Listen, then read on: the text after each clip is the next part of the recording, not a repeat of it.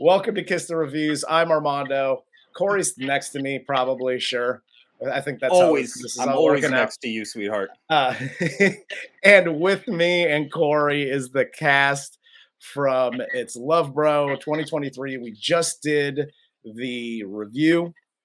We already have some pushback on the review, so we'll get to that here in a second. But I'll introduce everybody. So we have Laura Gilchrist as Jeri, Sean Powers as Noel. Sean, my apologies for anything I said about Noel. Travis Grant as Marty, Gerry Ferretti as Chris, and as always, a friend of the show, George Massimillo. Thank you. I think at this point, George gets a director's credit for the show. Don't blame me for it. Well, first things first, George. I'll start with you, and then, as always, we'll ignore you, and then we'll talk to the cast. But so I'm looking into, and the one thing that we didn't mention in the review that I want to bring up here, It's Love Bro had multiple award wins. Atlantic City Cinefest, Minefield Film Festival in Albuquerque, New York Long Island Film Festival, the Montauk Film Festival. So you guys walked away with some hardware for this movie. So, congrats on that. Thank you. But I did have my first question, because it came up in the other movie that we had done with you guys, Waning Poetic, because I know you shot everything in order, timeline order on that. Did you do the same thing here? Was there anything that you guys jumped around or shot just based on schedules or anything like that? This one was all over the place. This one, Waiting Poetic, just given the one room, it was easy to do that. But this one, more just logistics guided the schedule more than anything else. Availability, locations, all that stuff. So spent a couple weeks making the schedule work. Gotcha. Where did the idea for this one come from? You don't look like an office guy to me. No, I've worked very, very briefly in an office. Maybe a week, I think I lasted. It was almost. We were supposed to film a movie in 2020, and that didn't happen. So in the process of delaying that and trying to hold investors interested in still paying for that movie when we were allowed to film it, I came up with this idea. I wrote the script kind of in the middle, took an inventory of what we had, what we could film. By the time we did film it, it was past the pandemic, so it was a little easier to get things done. But it was written as basically like, we can just kind of get everybody in an office in a couple houses and do that. So, you guys seen a few of my movies now. I stick to comedy, so I always like this is kind of, you guys did some interesting references to it, but this was kind of like my When Harry Met Sally meets like Forgetting Sarah Marshall type of movie. That's kind of how we sold it once we got it rolling. So it was something that I love, the genre that I love, but it was very from necessity. We can do this if we still have to wear masks. Yeah, I think I referred to this today to Armando as the script from Clerks and the script from Chasing Amy fucked and had a baby, and It's Love Bro is what came out of that.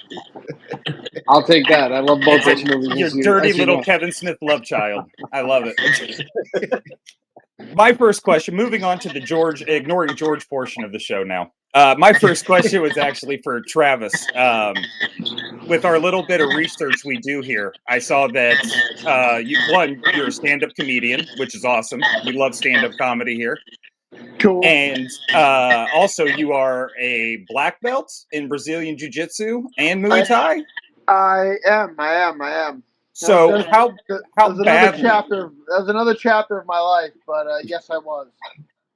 So I guess my question is, how badly do you want to fight Joe Rogan? That would be. I don't even know. I don't think I would be able to fight him. I think it'd be Or if we did, it would be like a real like Shaolin showdown if me and him fought. You would Because house him, bro. That's the coolest You guy. would absolutely house him. No, I don't know about that. He's a tough guy. He takes care of himself. Yeah, Sean's being that friend that's going to get you into trouble too. I can Yeah. see that right now. You can Like, take no, him, bro, bro. you can totally take him. I don't know I about got you that. back. I'll be here the whole time, bro. Oh, first off, I don't think Sean would make any difference at all. I would throw Sean at him first, and then like hopefully Sean would wear him down. But like then I'd be getting a fresh show. All I would do is put him in my back pocket. He's 5'1". What the fuck is he gonna do? Hey, let's get him in on the call. Actually, let's get. Yeah, I got his number right here. No problem. There we go. We'll settle this. He's a cute little man, but I mean, to act like he's like a threatening, imposing figure. Come on. I see Sean walking up. I see Sean walking up to him and just patting him on the head like, Yeah. "Oh, you're just a little guy." I'm waiting for dude, somebody to ask another question and save Sean's life at this point. 'Cause we're just digging a foot of dirt out every time. Don't worry. I feel- I wasn't if you- about to be on Rogan's show anyway. It's fine.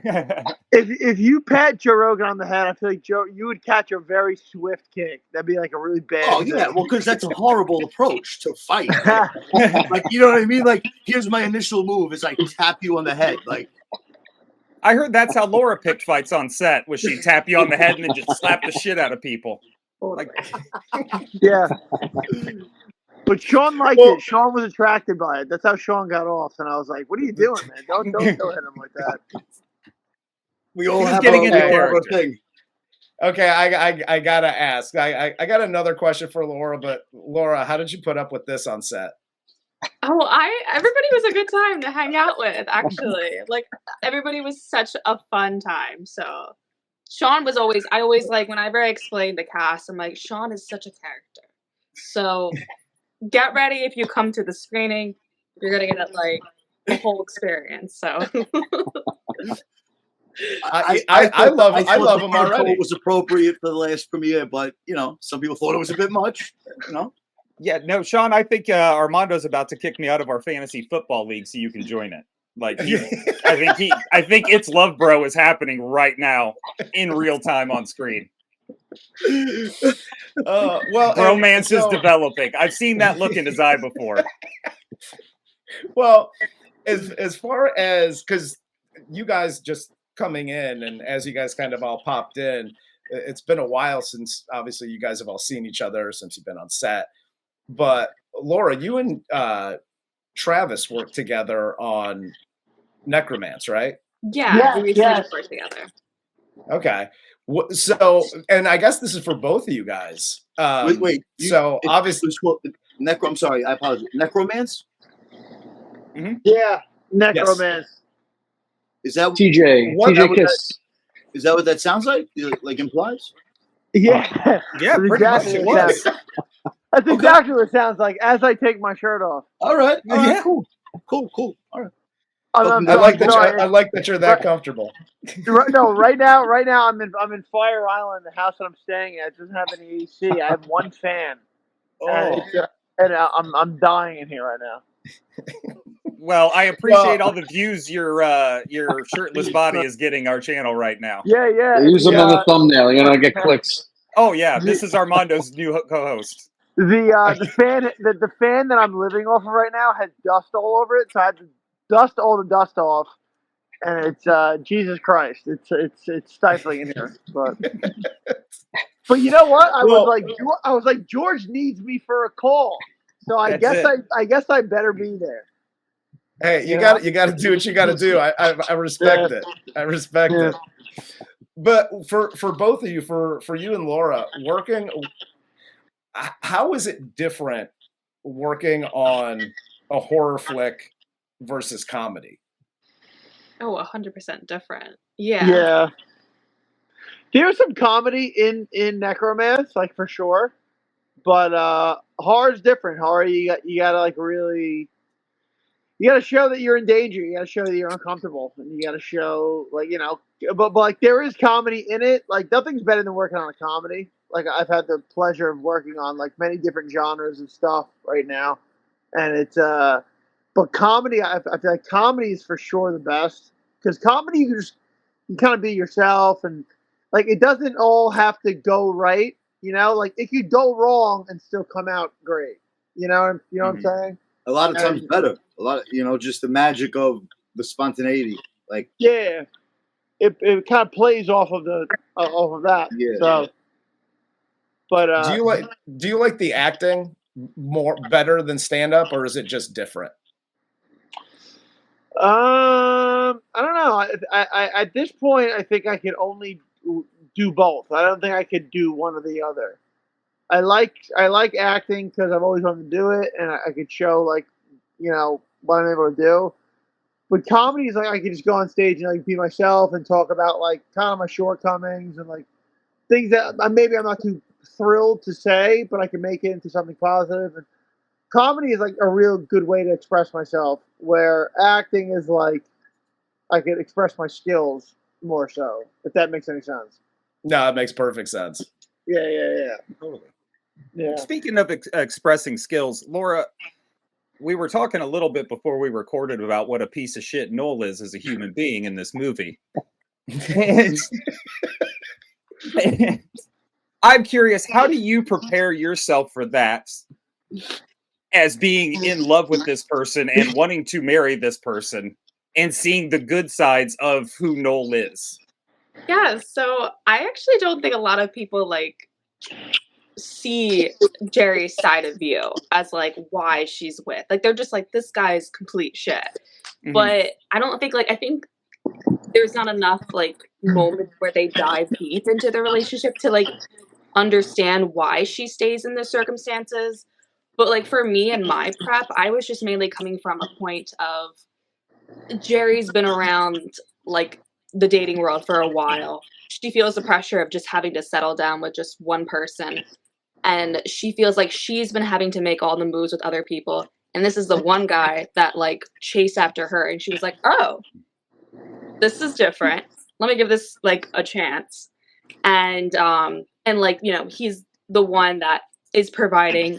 A lot of people don't understand that for a female too, that like when they're in that circumstance where they have someone that's like providing and then like they don't have another thing to go to, it's like, where am I supposed to go in the meantime?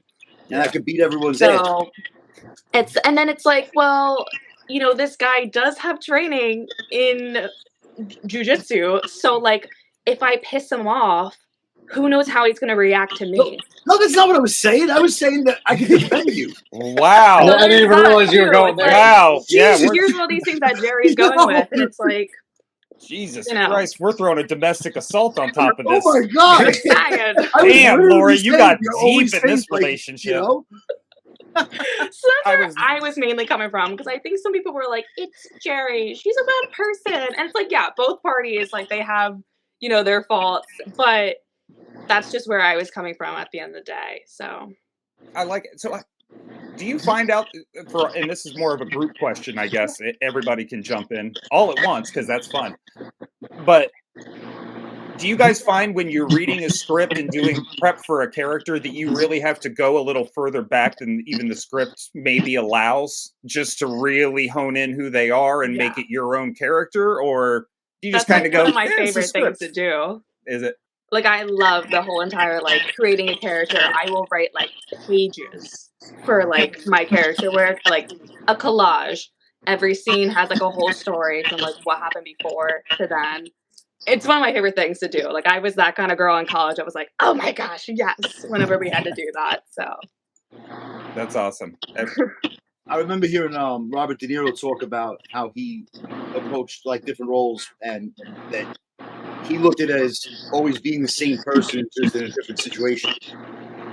And so, I mean, I very limited film discography, or whatever you call it. I don't know the proper term even. But that's how I would assume to be the way I would continue working, is just going like, what would I do in this predicament? How would I respond? Because I feel like acting is almost like too obvious, right? You know what I mean? Like theater, I feel like it works. It's bigger and there's a live audience, but I feel like in film it's all about subtlety, and so as much of yourself as you could put in that is I would assume would be helpful. Yeah, I feel like it's all like it's because you're playing yourself essentially, right? Like that's I think that's what you mean when you say like it's the same guy just in different situations.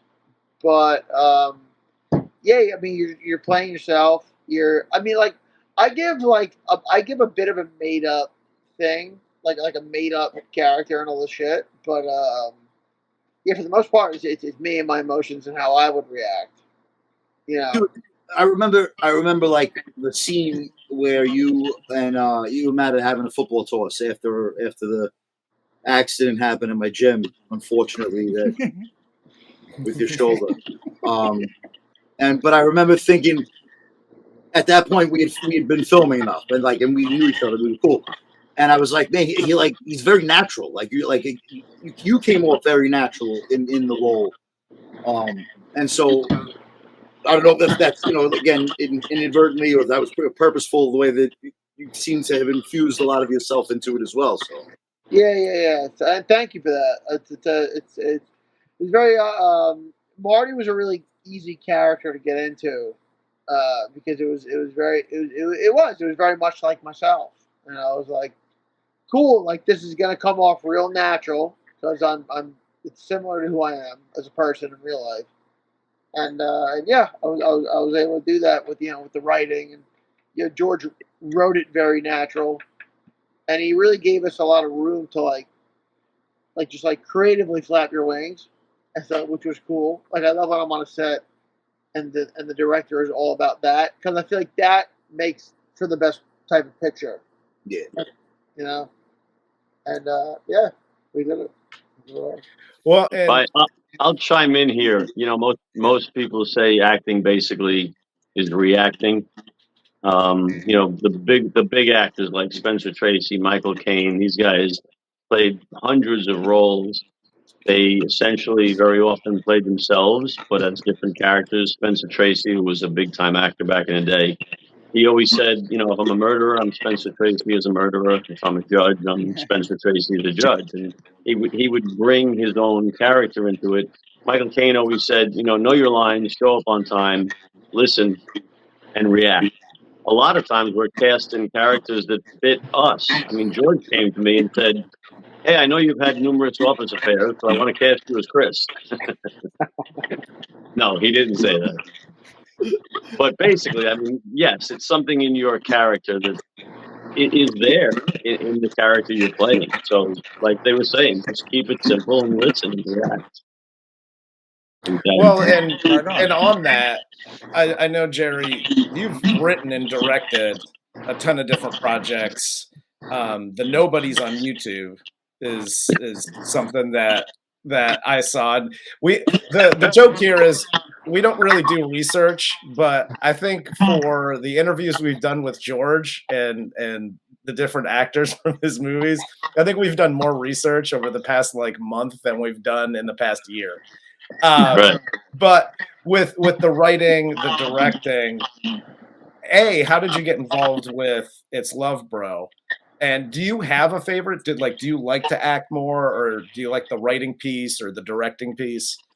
I get asked that question a lot because I'm also a musician, so I do music and film work. And as a young actor, I thought, this is it. I want to be an actor. I want to be a movie star. And as I've gotten older and I've gotten more into the writing and directing, I enjoy that. Writing can be torturous, as George knows. We've had numerous conversations about it.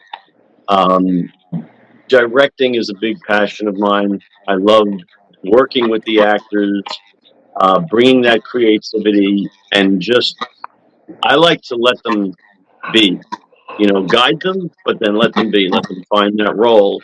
Obviously, they're cast for a reason, so I like to let them spread their wings. Music is a big part of my life, so I think the filmmaking and the music are equal. Acting, I don't really tend to pursue, but I love when I do projects like this, especially with a talented director like George, because I know it's going to be great. And it helps me a lot, even watching other directors, and we're all learning from each other. And I always, I always tell people, pay attention. Don't just go and do your part. Pay attention to everything around you, because you're going to learn and absorb so much. As far as Sean, I do have one question. It has nothing to do with Noel. I'm wide open. So you've been in a few of George's movies. So you've worked with George on a couple of different projects. No. This is my first. We did the 1 minute, Sean. Remember? Oh, the 1 minute short film. I did a short, like a 1 minute, Okay. literally a 1 minute film. But is there a project that, because I mean, in this movie, you played it, and to your point before we jumped into the show, you did your job. Like, in the review, it's like, oh, what a piece of shit, yada yada, and we did our thing, but you did your job. Is there a specific character that you're like, man, either this role was written for me, or like I really like to play this kind of role?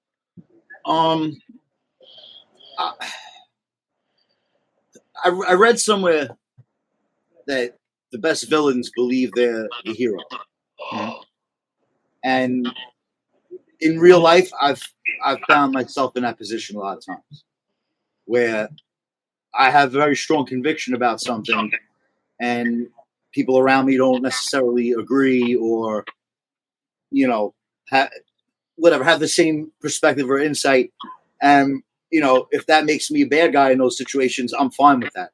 So I tend to think that if something, where I can justify the villainry and the skullduggery, that's probably the thing I'm going to jump towards more. I can't, like I was saying, I couldn't have played Bob in this movie.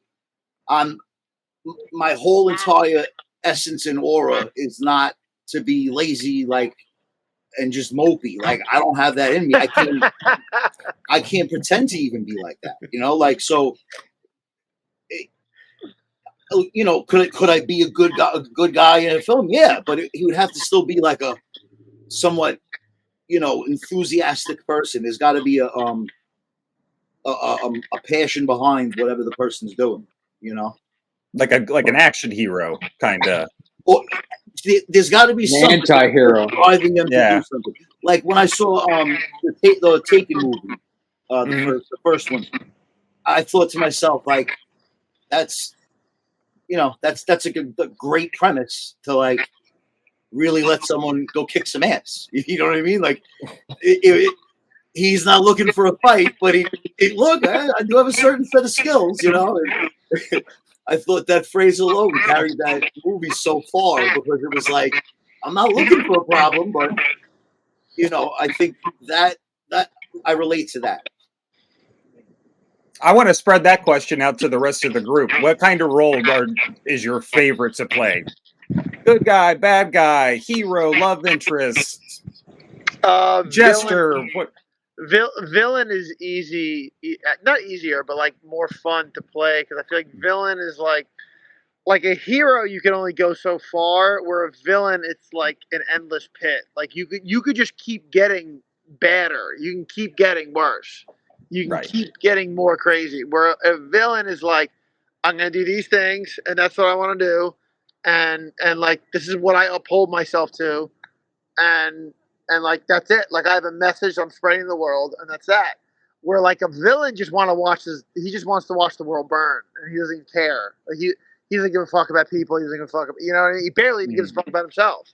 So it's like, that's a real. It's just it's more room to work with. If that, that'd be my answer. Jeri, Laura? I think comedy. It's something that I think when people look at me, they tend to think more Italian. I know when I met Sean, we had great scenes. I remember he was giving me that stare down. I gave it right back to him, and it was tough. And friends of mine have said, "Oh, you should be the villain. You should be." And I've never really related to it because I think of myself more as light, easygoing, and comedic. And that's why I've written a lot of comedy for myself. Back in my theater days, I had a murder mystery company, and I did, traveling shows and stuff, and they were very comedic. But again, I'm generally cast in different roles than that.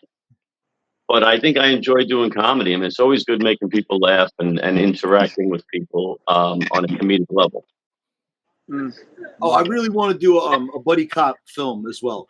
That would be my ideal movie role.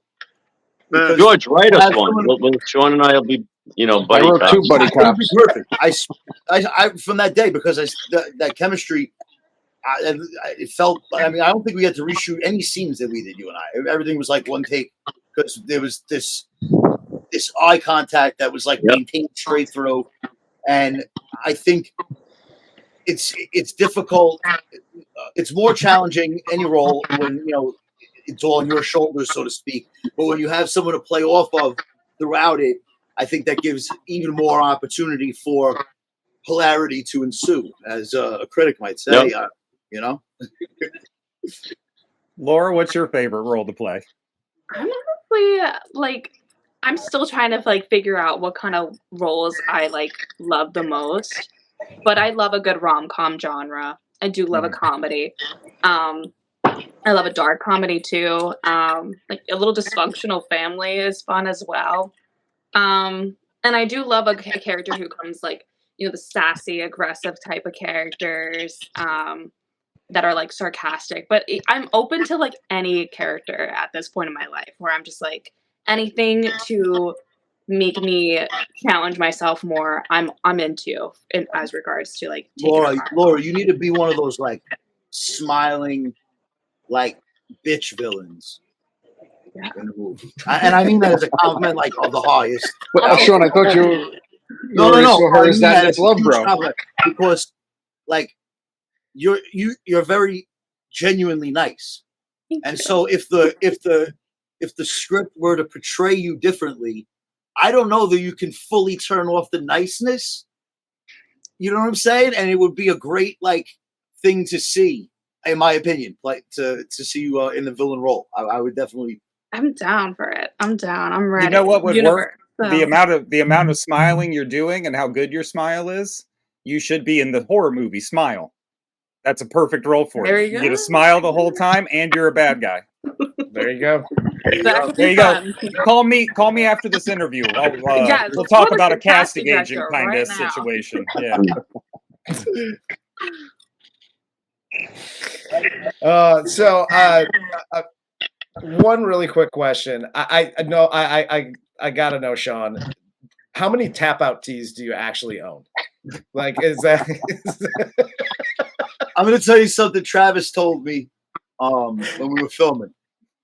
And he comes up to me and he goes, "How come every time I see you, you're dressed like you're an MMA fighter at a press conference?"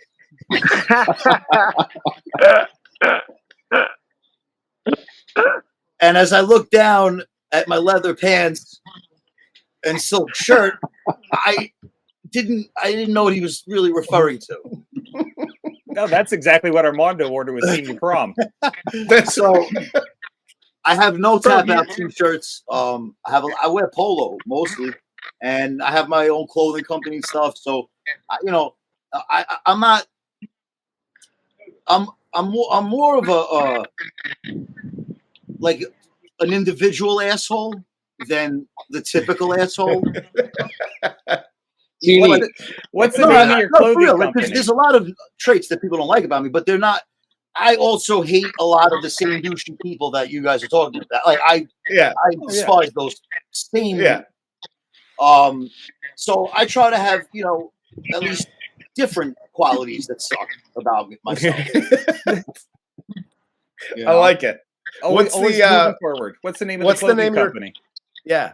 Chestology actually is the name of my clothing company. It's like an umbrella for a bunch of different projects that I work on because I do music stuff too, and Chestology, the idea is just doing things that bring a sense of fulfillment to your chest inside. Like, I think you really can't lose in life if at the end of the day you have that fulfillment. Like, so, I mean, because that's literally as many answers as I have for life. Is that like, if this feels good, good job. So I'm spreading that word to the masses, you know. And one of the shirts made it into the movie. I spent 3 marriages on that same mantra, friends. I got to tell you, George. Thank you here again publicly, but George was super cool because I had a couple of shirts that in the movie were Chestology shirts that I got to wear, and you know, if this is the only movie I ever do, you know what I mean? Like, to look at it and go like, I had my music in the movie, I had my own clothing in the movie. Like, there were so many little things that I got to do because George really like put me in that position that it's like, you know, you sink and swim on your own merit, but someone has to put you in the water, right?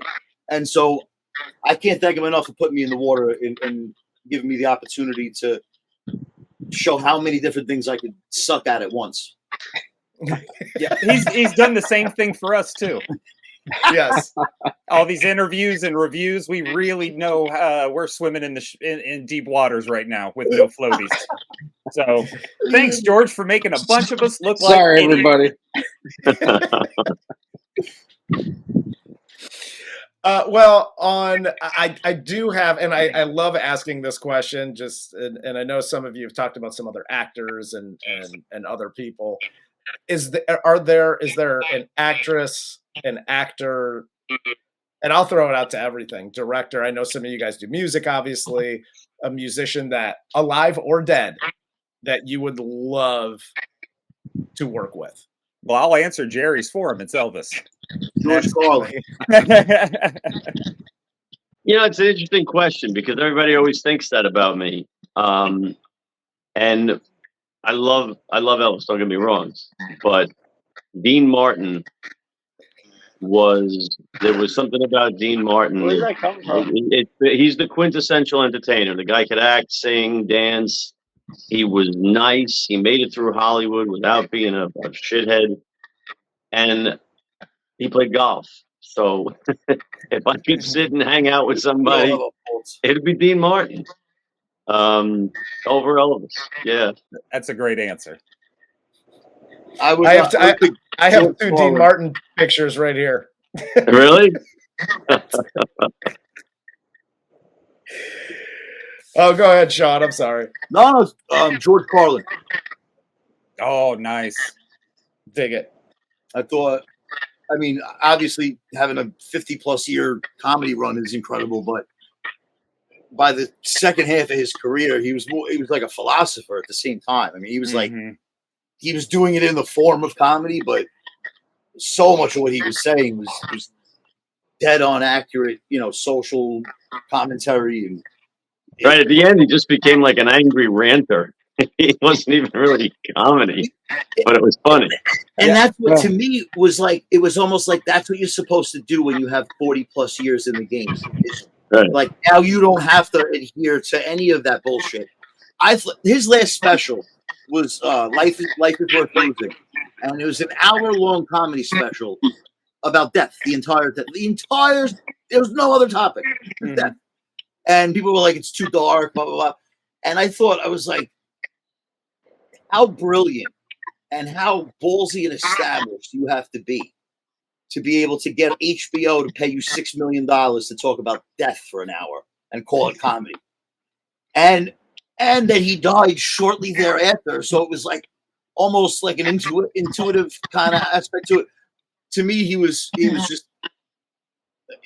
a level above as far as like his peers could do certain things as him, but he could do this other stuff too, you know?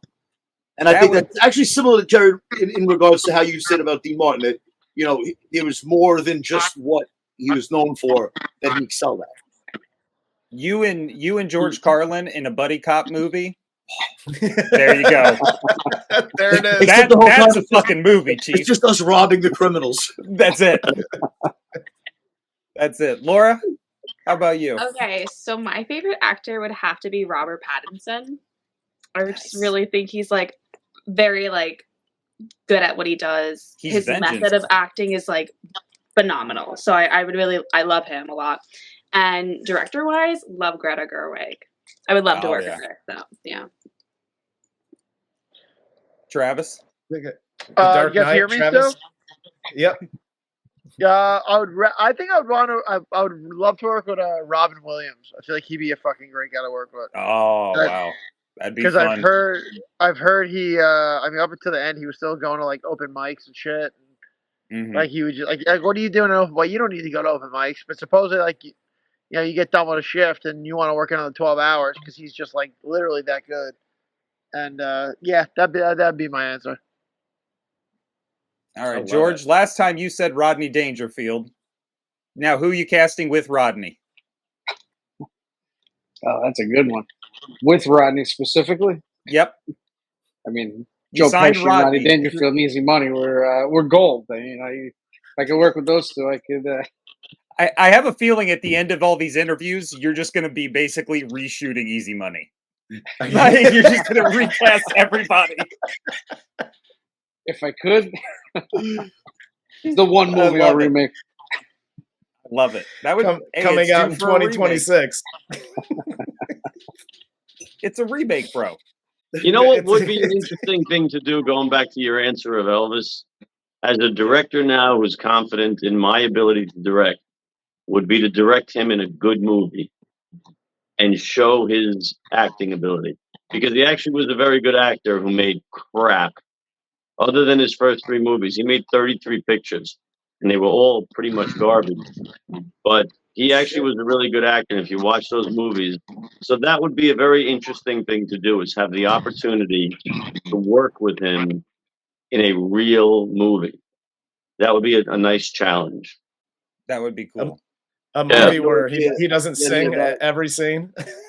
What? And not that sing every scene about a sports car or a dog. That is my favorite stand-up bit of all time, is Eddie Murphy. Yes. Talking about Elvis and singing every line. And I'm gonna he was win so this race. famous and popular that they just put him in movies. They said, fuck it, he couldn't act. Just let him sing all his dialogue. Such a good one. Yeah. Anyway, That's fantastic. that's just a little bit about me. You're welcome. So, I guess, like, everybody on set or work back in the day working a real job, you come home, you've had a hard day on set, right? I used to work in an office all the time. I used to come home, kick my ex-wife's cat, fucking slap her for not washing off the can opener appropriately. That was how I channeled all my anger. What do you guys do to cool down? I don't. You don't ever cool down? I just flip the fuck out at any given time. I don't. I like it. Stay in character, bro. You keep kayfabe alive. No wonder you and Armando love each other so much. It's kismet. What am I gonna do? I'm gonna like be upset all day because someone else is like, no, I give it right back to you. You take it. You know. I like it. It's very zen of me. I don't mean to sound aggressive. Yeah, no, it's very Phil Jackson. Gotta get it out. You know what I mean? Oh no, it was Gandhi That or means Jesus. with a cast one. iron skillet across the back of someone's head. That's not for me to decide. Yeah, no, that's literally Gandhi or Jesus said that. I thought I didn't want to. I forgot which one, so I didn't want to ascribe the quote. Thank you for at least confirming it was one of them. Probably both. I got you, man. Thank you. I got you. Now, Jeri, what do you do to wind down? You know, when you get to a certain point in your life, I've been at my job now for a long time. I'm close to retirement. And I get to the point where I just, not that you don't care, but you truly learn that, like Queen said, nothing really matters. Yeah. Tomorrow we'll solve it. If we can't solve it today, we'll solve it tomorrow. I deal at my job with the district attorney and, we got to get this done today. No, we really don't. If we do it tomorrow, it'll be fine. And I don't let things get to me. And when they do, I will say this, the best thing is music. just to pick up my guitar, go sit in the corner, strum something. And that is my therapy. Sometimes writing, but that can frustrate the crap out of you. But just strum a song, sing a tune, and you feel better. And I wish everybody in the world could do that because it truly does calm you. Is To me, anyone in calms this the seven room? beast. Oh, I apologize. I didn't mean to cut off. I wanted to add on to what you were That's saying. okay. For me, I've always felt like a car drive where you're blasting a song that you love to sing will solve basically any turmoil, at least temporarily. I don't know if anyone else here ascribes to the driving and singing theory of stress relief, but I do certainly recommend that as well. Yep. 100%. 100%. Travis, I think I was cutting you off earlier. I'm sorry, man. You're good. I don't know. I feel like I used to be a super angry guy, or like a more like on the edge guy. I feel like now I'm not really like that anymore. Now I just kind of like let shit roll off my shoulders, and it is what it is. Because yeah, at the end of the day, like nothing really does matter that much. You know what I mean? Like you got your core things that really matter a lot to you, and you know you do your due diligence for those things. But I mean, at the end of the day, you know, people come and go, and that's just like what it is. And like it's just It's like It's anything fine. else. Certain line that is acceptable and not, and that's for people's own moral compass or how other people will what they'll accept being treated, all that kind of stuff. I'm more protective of the people around me than myself. I'm not really likely to get upset if someone calls me a name because I probably agree with it. You know what I mean? Like, sure, you're A lot of it. Yeah, probably. You're right. It's an outlook kind of thing, I mean, when we were working on set last year, we had a restaurant that we were going to go film in, and we were filming in the morning at a house, and we were going to leave there at 11 o'clock to go to the restaurant. And at around 10 o'clock in the morning, we got a call. The restaurant canceled on us. We had a whole scene set. We had actors and everything coming. We were supposed to be there at 2 o'clock. And I just kind of went, okay. And the people on set were like, well, aren't you like upset? We were all on the North Shore of Long Island. Everything was set. And I was like, something better is going to come along. And like an hour and a half later, one of the actresses on the set had made a phone call to a friend of theirs who owned a restaurant. And they said, you're not going to believe this, but they're not open today. They said, sure, come on down. When I tell you the place was beautiful, it was the perfect setting. And it was so much better than the place that we had that canceled. And I always look at that kind of a thing and I go, the reaction isn't going to change the outcome. Right. You could go crazy. You could yell. You could feel, oh, God damn it. It's not going to change it. And when you're calm, very often better things work out. I think as long as you focus on your effort, everything will be fine. Like the outcome is not under your control. So it's like, why? Right. Like people ask me, like, how do you think the movie is going to do, or how do you think it came out? I said I had an awesome time shooting it. I've seen it. I thought it was funny. So to me, it's successful. I don't know what metric someone's looking to use, but I felt good. Everyone that was involved was happy. Right. You know what I mean? And so, what do you need someone else to tell you that it was good for you to know it was good now? I don't need that. Like, I knew when all of us that were working on it said we did it, then that's when I felt like we did it. You know what I mean? I love it, man. Laura, what about showed up to the audition, dude? When Sean showed up to the audition, I was like, I wonder who's gonna play like the dick boyfriend. And Sean shows up in like a red leather Fight Club jacket, and I was like, yeah, that's the guy. Sean, should we say the whole story behind the interview? The audition? Because Sean and I went to high school together, and he never really acted before, but I had him come down. I didn't even tell anybody. This is my friend. Just had him walk in. He did his thing, walked out. I looked at everybody. They cut me off and said, "That's Noel." The guy, good. I'll text him right now. That's awesome. What's really funny is that I had no confidence at the time because I had been in a horrible car accident like a year before that. And so I dropped. Yeah, you were. I had dropped a considerable amount of weight. And as far as being a tough guy, that was the least feeling like a tough guy in life I'd ever felt. Like, so I really was more nervous. Like, I didn't know if I was going to be able to pull it off. And so I was like, I have to go as this guy. Like, I can't wait till I go into the room. I have to like go to the audition as Noel. And I did. Like, once I knew I was going to read with Laura, we spoke, but I didn't talk to anyone else during the audition at all. I just kept like an attitude and like, sucking my teeth and kind of, why am I here kind of shit.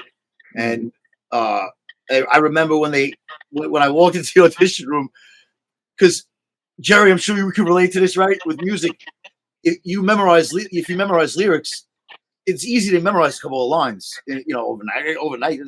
So I knew basically what I had to say. I had it down cold.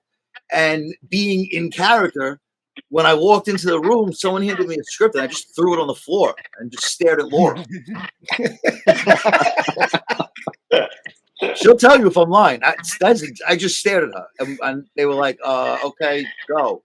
And it was funny because there were times where I felt, if this is an argument, like I didn't think she was saying like the line fast enough, so I would just add a like right. I'm like barking at this girl, like it took, and then so after the one read, they're like, all right, you can go. And I thought I blew it because everyone else had been in for longer, like multiple reads, and I'm like, how did I fuck this up already? Like.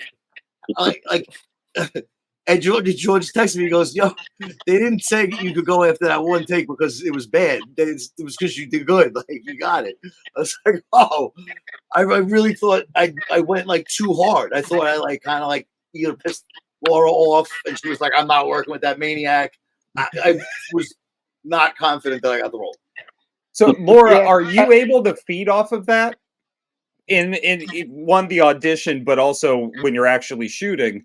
Are you able to feed off that kind of aggression and put that back into Jeri? Or yeah, I feel like Jeri is the type of person that's kind of aggressive too. Like she doesn't take a lot of shit, and it's kind of like shown more near the end of the movie. She's like, I'm not letting this pass anymore. No, like she's like, I think she's like, okay, I bottled way too much up now. You're pushing me against a wall too much, and I just gotta like fight back. So, yeah. Nice. Travis, I keep cutting you off, dude. I don't know what the hell my problem is. I'm intimidated by your eagle. It scares me. Call again. Every time I look at him, he's in a different position, a different hat. It's like, oh yeah. I don't know who told you this was the photo shoot, but you're in the wrong room. Honestly, it was so hot in the room that I was in before. I was like, I can't do this call in here anymore. Well, let me tell you something, Prowl. It got a lot hotter in this room when you took your shirt off. You know what I'm saying? Yeah. That's my goal here. Yeah. I'm trying to break screens, Pop. That's what I'm doing. You're handling it, bro. I love it. Nah, I was gonna say at first I was supposed to read for Bob. And then I was like, all right, this guy's kind of a sad sack of shit, but like, whatever, I can play that. And then I was there all day. And then George was like, we kind of want you to read for Marty now. And I did Marty, and everyone was like, yeah, Marty's more you. And then and I read the screenplay again as I read the script as Marty again, and I was like, oh yeah, no, I definitely want to do Marty. And like Marty was just such a better hit. It was great. It seemed natural. Yeah, it was. Yeah, you guys were all placed so perfectly in your roles. You really were. Yeah. I mean, you owned the characters. And as a writer, I hate saying you own those characters because they're the writer's characters, not yours. But not anymore. You own the characters. You did a really good job. Thank you. Well, I don't want to keep you guys all damn night, but I got one thing. I'm sorry. No, do your thing. Oh, here goes my theory that George is Noel in real life. Here we go. I'm not Noel. Anybody can tell you. I'm Lonnie. I don't have it on me because I'm home, but I keep a bottle of hand sanitizer on me at all times. I'm Lonnie. I love it. I'll vouch for that.